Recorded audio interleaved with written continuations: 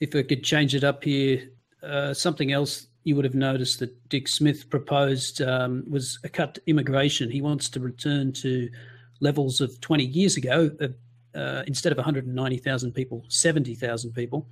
And of course, a lot of people are supportive of this kind of move because they live in Melbourne and Sydney, and that's where 85% of the immigrants end up, and that puts a lot of strain on infrastructure and general amenity and house prices, as we know.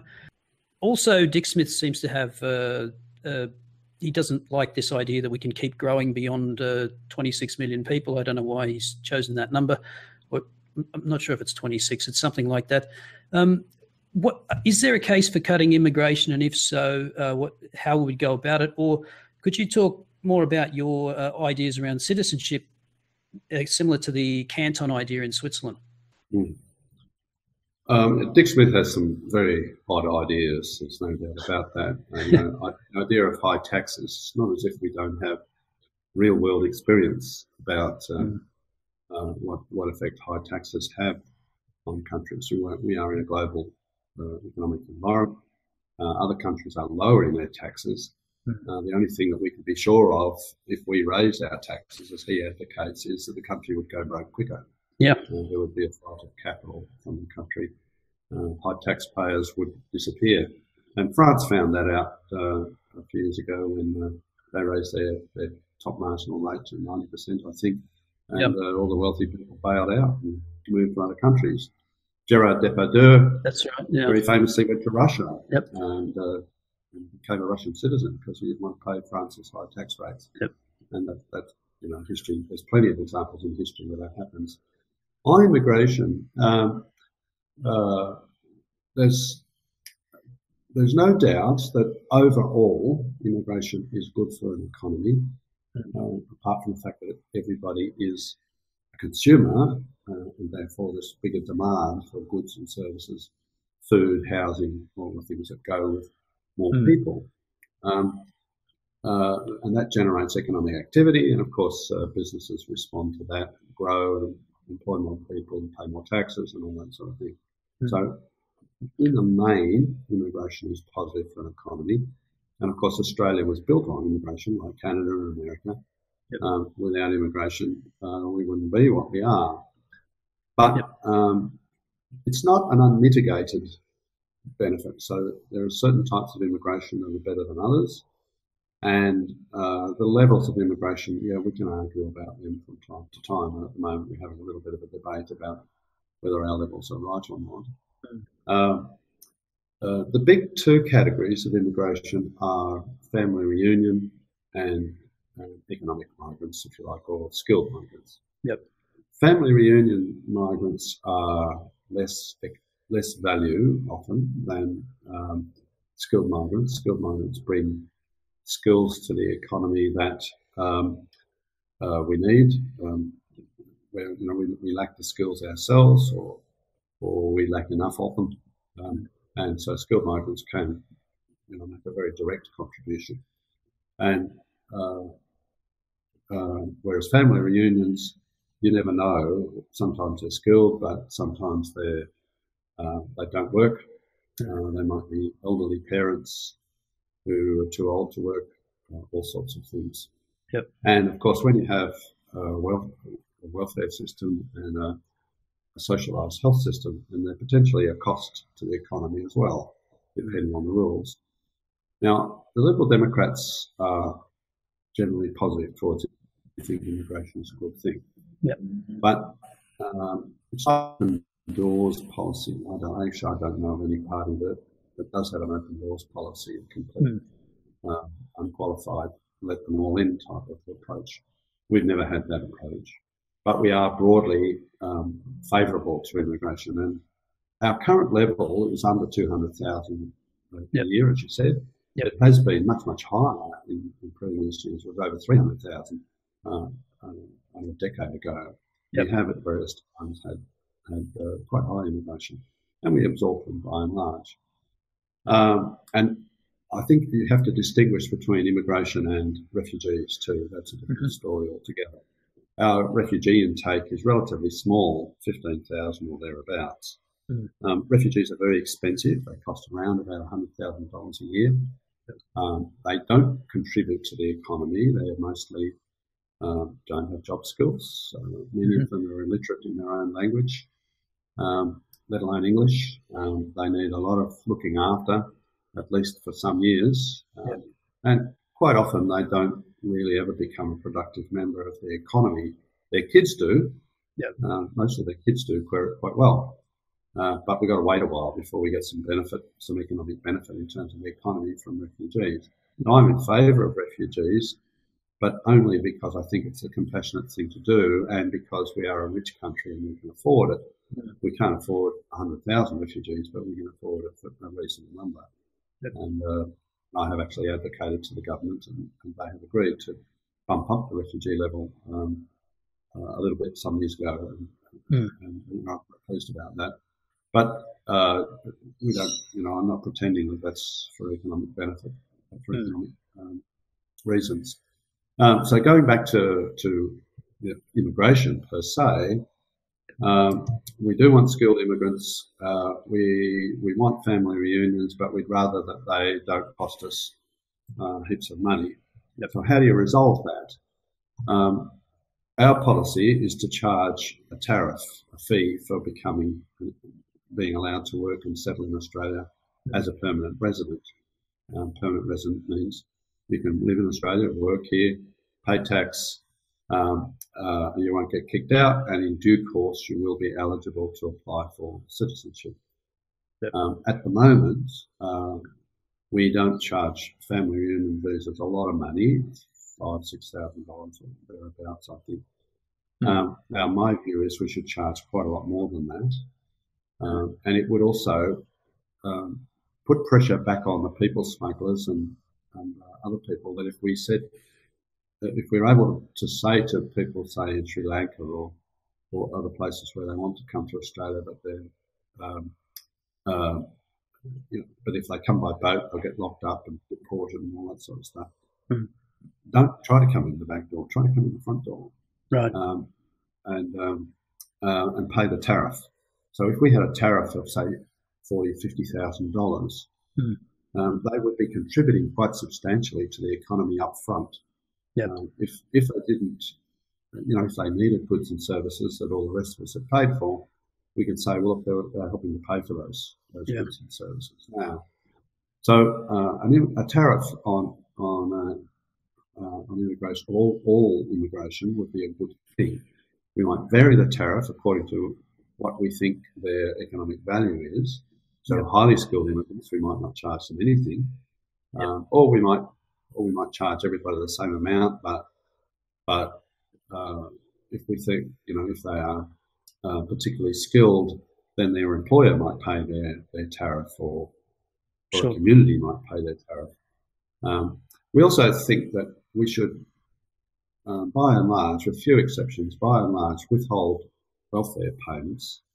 That's not hospital system and so forth, but welfare payments such as unemployment, disability, pensions, those sorts of things, age pensions, from people who are not citizens. So if they come to Australia and settle here, they would do so knowing that if they can't support themselves, then they're going to be out of luck. They might have to leave again. So that would then make it become a bit more of an economic equation. And the third point there is, I suppose, that at the moment we have public servants deciding on a points-based system what skills we need. So public servants are deciding whether we need chefs or hairdressers or brain surgeons or whatever. Now, I don't think public servants are particularly skilled at that kind of guessing.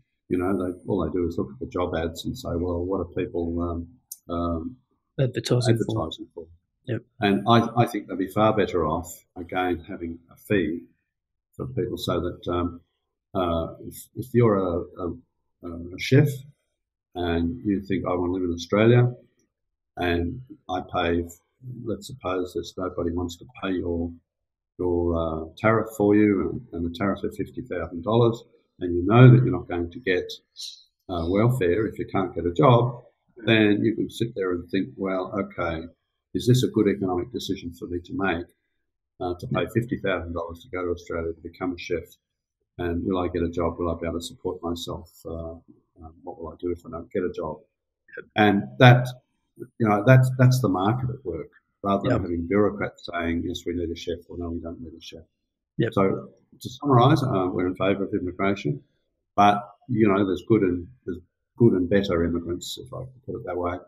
And we think there are ways in which the system can be improved. Now to get on to your Swiss system, or your Swiss question, or question about Switzerland. Yes, citizenship. We're very happy that the government is raising the bar on citizenship. So we're only going from 2 years to 4 years. It's a step in the right direction. Switzerland requires residence for 10 years, and we'd be happy to see that. Some people are complaining to me saying, I've been here for 6 or 7 years, but they weren't on a permanent visa. So there might be a case for saying, well, your residence here doesn't have to be on a permanent visa for 4 years or 10 years. Maybe it could be partly a temporary visa, partly a permanent visa. But 10 years is not a bad period of time. And on top of that, the assimilation question. So are you part of the Australian community? Have you got a job? Are your kids in school? Are you a bludger on welfare, or are you making a positive contribution? Now, in Switzerland, what happens is all of those questions, you have to be, basically Swiss, speak German or French, depending on where you live in Switzerland, and you have to be adopted by your canton. Now, for that to occur, it's essentially your fellow citizens saying, yes, I'd like this person to be a Swiss citizen. I agree that he or she should be a Swiss citizen. That's genuine assimilation.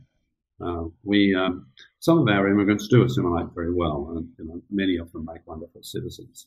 But there are some people who think, well, I'm only here becoming a citizen because it gives me a second passport, or I can escape military service at home, or whatever reason they're doing it. And they're really not a commitment to Australia and its values. There is one other aspect that concerns me about our current approach, and that is some of our immigrants come from countries where they're not used to democracy, they're not used to the rule of law, they don't respect the rights of minorities, they don't respect the rights of women, and they, for a time, and some of them permanently, refuse to accept that Australia isn't like that. They leave their country because they don't like it, or they want to do better for themselves, come to Australia, and then expect Australia to conform to their ideas rather than vice versa. Now, I don't mind if they retain some of their ideas, but I do mind if they try to change Australia in that direction. Now, how do we avoid that? We avoid that by not giving those people the vote. Right. So if you can't become a citizen unless you do embrace Australia's values, freedom, democracy, equal rights, equality before the law, that sort of thing, then we don't want you to vote, because you might vote those rights away. Excellent. All right. Perhaps we could talk about energy policy, because that's a hot topic at the moment. And you've made some quite public statements about AGL and their impending closure of Liddell in 2022, and their whole strategy, which is that they say they're getting out of coal, which is not really true. When you read their annual report, they're not getting out of coal until 2050, I think is the date that they've set themselves. But just before that, if we could set up the context here, because I think a lot of Australians feel like the frog in the boiling water that's been slowly turned up. We've gone from, in the last 20 years, from one of the lowest costs or lowest retail prices in energy in the late 90s to 20 years later, we have the highest retail prices in the world. South Australia is number 1. I think New South Wales is number 4. Victoria and Queensland are all in the top 10 of world retail prices. How did we, so my question is, how did we get here for a start? How did we get from this low-cost country to a high-cost country? Okay, well, yeah, that's a good question. How did we get there? It's a combination of some very bad policies over the last decade or so. We were once a low-cost energy country, and there's no reason why we shouldn't be. We had 1,000 years of coal heaps and heaps of gas if we can only get it out of the ground. Yep. There's no good reason why we should be an expensive energy country. The reason that the price of energy has risen is because it's in short supply. That's the main thing. Demand has risen, supply has not kept up with it. Why? Because nobody is building new coal-fired or gas-fired power stations. All they've been building is renewable energy power stations. Renewable energy, when the wind doesn't blow or the sun doesn't shine, there's no energy coming out of them. They have, on average, 25 to 30% availability capacity. So, and there are plenty of times when very few of them are operating because the wind tends to not blow right across the country all at once. So, and of course at night time, none of the solar stations work, solar generators work. So there's been no baseload power stations being built for a couple of decades now. We've had several power stations closed down as they get older. Liddell is the latest. It's slated for closure, owned by AGL. Now, in normal markets, when supply declines and demand keeps going up, the only way to ration that is to put up prices. Well, governments could ration it. Governments could manage the market and say, well, you've all got to turn your lights off at 9 o'clock and go to bed if they like. That would be one way to do it, I suppose. But, the more normal method in a market economy is for prices to rise. And so that people say, well, it's too expensive, so I'm going to, we'll go to bed at 9 o'clock, or more commonly, low-income people on pensions won't heat their houses in the wintertime, so they go to bed and they suffer from the cold, and a few occasionally they will die.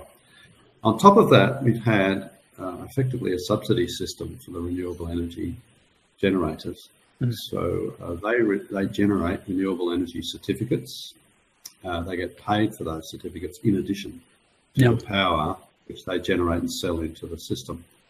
And the retailers who sell us our power, they for every unit of power that they buy from a baseload power station, coal or gas, they have to buy a certain number of renewable energy certificates from the renewable energy generators.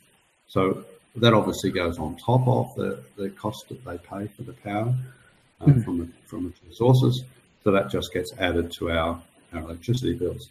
Now, the value of those renewable energy certificates is now maxed out. And so as a consequence, our power prices have gone through the roof. And there's no relief in sight. The only fix really is to build more baseload power stations. It won't really help to build more wind generators or solar generators. It's not going to make a lot of difference. All this talk about batteries and so forth is it's insignificant, really. And they're expensive as well. So my proposal, which you mentioned, was to cut the GST on electricity. Water is not subject to GST, and there's no argument for, there's no case for making electricity different from water. It's just as much an essential. But it's just a band-aid. I mean, even if the government said, yes, what a great idea, David, let's do that, which I think they ought to seriously consider. It's not. It'll lower electricity prices by 9%. Now they've gone up 20% just in the last 12 months. So I'm not pretending that it's a solution by any means. What we need is more generating capacity, more coal-fired power stations, gas-fired power stations. But it gives some relief to households that are struggling. The CEO of AGL, Mr. Vesey, I think his name is, has said that basically he's looked at the numbers. He was quoted in the Australian saying he's looked at the numbers and he says that coal's just not economical. It doesn't stack up the numbers. Now, he's saying that whilst, as you mentioned, the subsidies, it's forecast to receive up to $500 million worth of subsidies by 2030. They've already received $230 million. So is he sort of talking out both sides of his mouth here when he suggests that it's not, is it not economical because of the subsidies we're paying to renewables, or is it, if we had a fair and open marketplace and let energy providers compete, would it be economical to have more coal? Well, he's assuming the renewable energy target system, or the renewable energy certificates, will continue. Now, they are at a government-mandated competitive disadvantage to the solar and wind power generators. So nobody is going to build a coal-fired power station in the current environment, because they end up basically subsidising their competition. Although AGL owns both. AGL owns both wind turbines and coal-fired power stations. Yep. So when they say coal is not economic, that's what he's really saying is that in the current regulatory environment, that's it can't compete with solar and wind, and that's true. The only solution really is for the government to abandon these renewable energy certificates, at least for new coal-fired power stations, so that they can compete on equal terms with the renewables. AGL is Liddell Power Station is expensive to run and maintain, and so there's a case for saying, well, it will have to be closed down in due course. But Leslie's problem is, it sounds like he's signed up to the coal is bad the doctrine, if you like. Now, coal is not bad, and the argument that Australia has to sacrifice its coal industry, its coal-fired generating capacity, in the cause of climate change is a load of crap. And I'm not arguing because climate change might or might not be real. That is a separate question. The issue is whether Australia, even if assuming that climate change is absolutely real and coal or carbon dioxide emissions from coal are a contributing factor to that, our contribution to carbon dioxide emissions in the world are insignificant. And not only that, the big emitters of carbon dioxide, Brazil, Russia, India, China in particular, they're not doing anything. They haven't even committed to think about reducing them until 2030. The Paris Accords basically gave them a free kick. It was all the developed countries, Australia, America, Canada, Europe, who were giving these commitments to reduce their emissions. There is no point in Australia committing economic suicide for the benefit of other countries. It's not going to do anything to help the climate, assuming you believe in carbon dioxide being a contributor to climate change. Even if you're absolutely a total alarmist on that point. Australia stopped all of its coal-fired power stations tomorrow, and we all just went back to candles or something. It would do nothing for global emissions. So it makes no sense whatsoever. We have got to get realistic about this. If the rest of the world says, yes, okay, let's all cut carbon dioxide emissions, and all those big economies start doing something, then obviously Australia would have to join in. We would have to do the same thing. It would be immoral for us not to do that.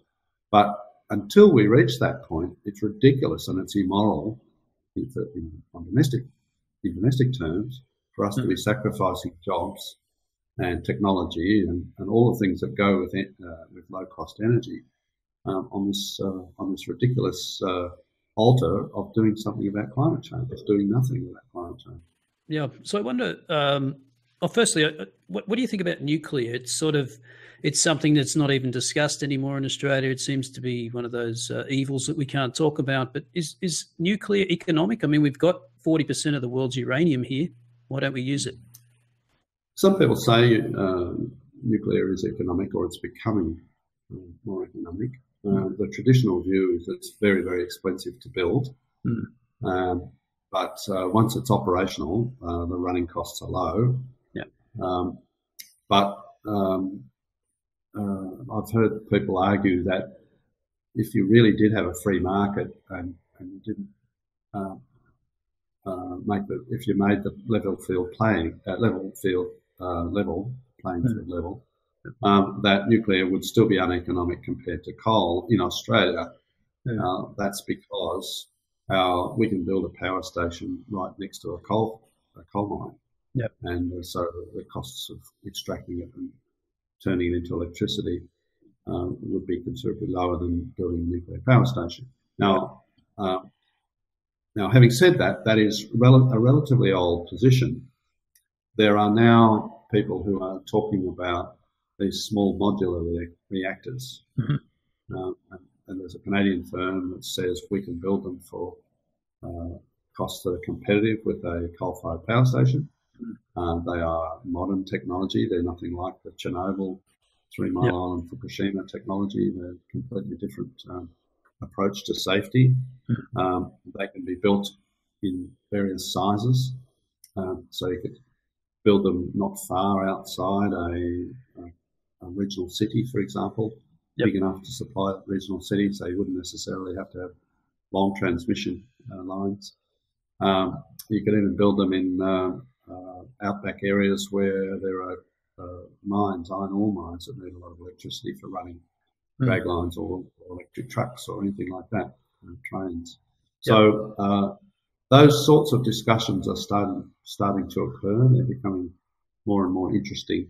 So I'm not inclined to dismiss nuclear even in Australia. Other countries, of course, which don't have coal, viable option, coal from countries like Australia. As a consequence, India is now building dozens of coal-fired nuclear-powered power stations just simply because they can't import enough coal. If we don't proceed with the Adani coal mine, they'll probably build more nuclear power stations because that's the alternative to coal.